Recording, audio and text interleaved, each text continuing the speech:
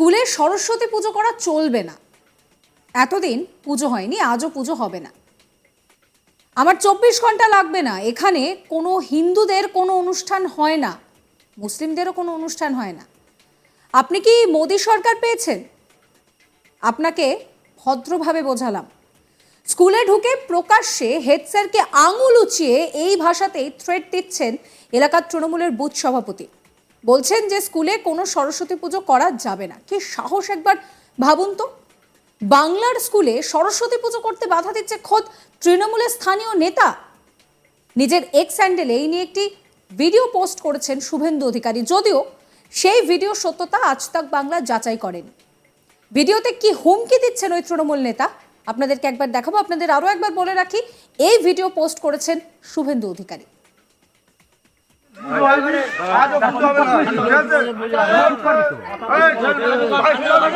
আপনার 24 ঘন্টাও লাগবে না, 24 ঘন্টাও লাগবে না। 150 বছরের পুরনো মসজিদ, এখানে কোনো হিন্দুদের কোনো অনুষ্ঠান হয় না। আপনি কে দিলে মোদী সরকার পেয়েছেন?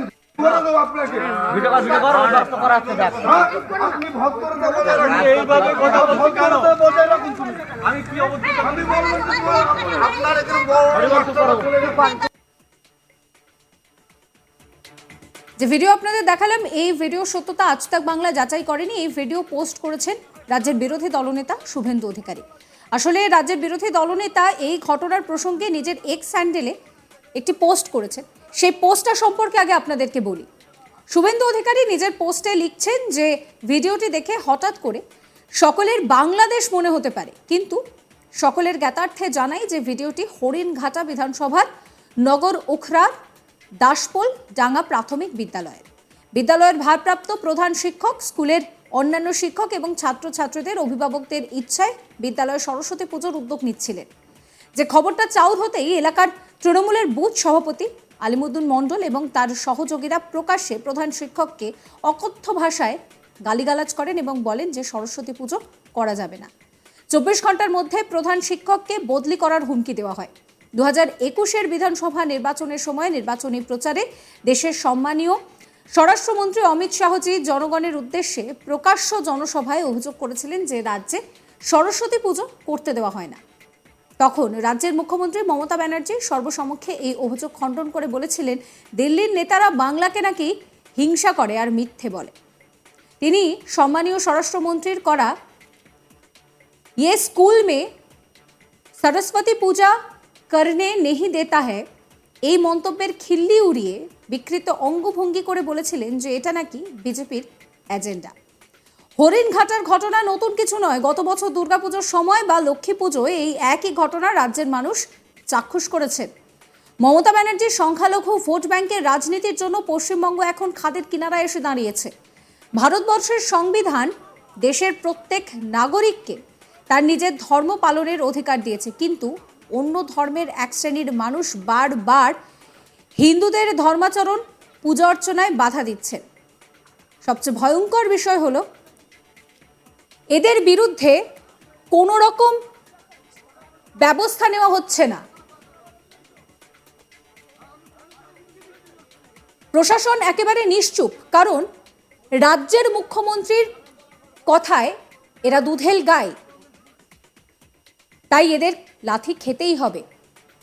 রাজ্যের সনাতনীদের বলবো এখনো বেশি দেরি হয়নি। সকলে একত্রিত হন, সম্মিলিতভাবে গণতান্ত্রিকভাবে এই জিহাদিদের তোষণকারী তৃণমূলকে বঙ্গোপসাগরে ছুঁড়ে ফেলতে না পারলে এই পশ্চিমবঙ্গ বাংলাদেশ হতে আর বেশি দেরি নেই।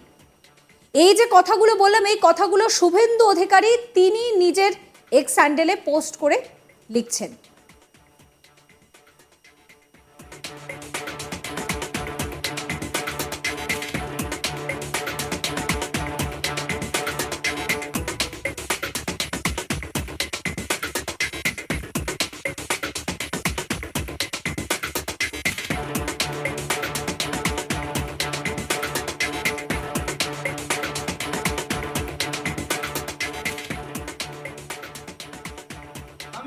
এই পোস্টের পর তিনি একটি ভিডিও পোস্ট করেছেন।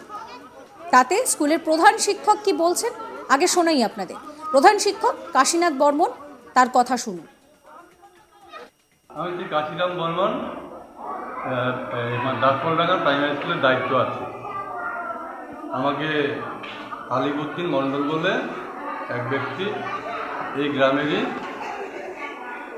উনি আমাকে হুমকি দিয়ে বলেছেন যে আপনাকে 24 ঘন্টার মধ্যে ট্রান্সফার করে দেবে। আপনার কি চুলকানি হয়েছে? চুলকানি হতেছে আপনার? ওই 450 পুজো মিটিং ডেকেছিল। মানে পুজো তো হওয়া উচিত, এছাড়া আমি বেশি কিছু বলতে চাই না। আমি চাপে আছি, বুঝলাম তো। হ্যাঁ, বিচার তো হয়তো অন্যায় করেছে, সেই হিসাবে তো অনেক বিচার হওয়া উচিত। শুভেন্দু অধিকারী এই ভিডিও পোস্ট করেছেন, তার পোস্ট করা ভিডিও আপনাদের আরো একবার দেখাবো।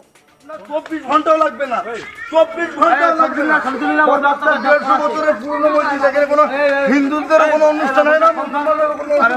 আপনি কি এখানে মোদী সরকার পেয়েছেন? আপনাকে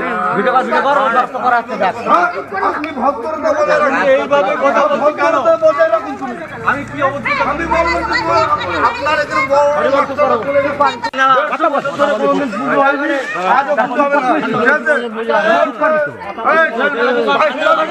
আপনার 24 ঘন্টাও লাগবে না, 24 ঘন্টাও লাগবে না।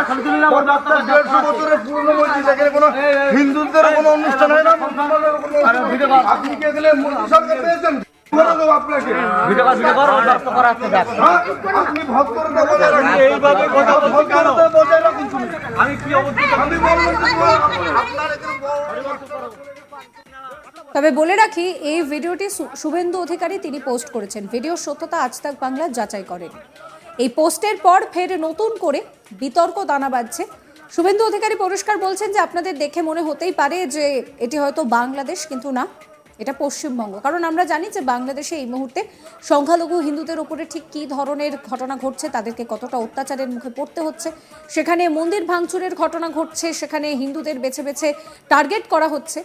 সেই ঘটনার রেফারেন্স টেনেই শুভেন্দু অধিকারী বলছেন যে এই ঘটনা কিন্তু পশ্চিমবঙ্গের ঘটনা, বাংলাদেশের ঘটনা নয়। স্কুলের সরস্বতী পুজো করা চলবে না। এতদিন এখানে পুজো হয়নি, আজও হবে না। আমার 24 ঘন্টাও লাগবে না। এখানে হিন্দুদের কোনো অনুষ্ঠান হয় না, মুসলিমদেরও কোনো অনুষ্ঠান হয় না। আপনি কি মোদী সরকার পেয়েছেন? আপনাকে ভদ্রভাবে বোঝালাম। স্কুলে ঢুকে প্রকাশ্যে হেড স্যারকে আঙুল উঁচিয়ে এই ভাষাতেই থ্রেট দিচ্ছেন এলাকার তৃণমূলের বুথ সভাপতি। বলছেন যে স্কুলে কোনো সরস্বতী পুজো করা চলবে না। কি সাহস, একবার ভাবুন।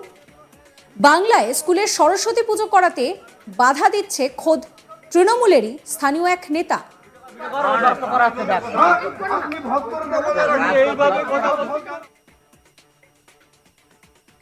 সাবস্ক্রাইব করবেন আজ তাক বাংলার ইউটিউব চ্যানেলকে, ফলো করবেন হোয়াটসঅ্যাপ চ্যানেলও।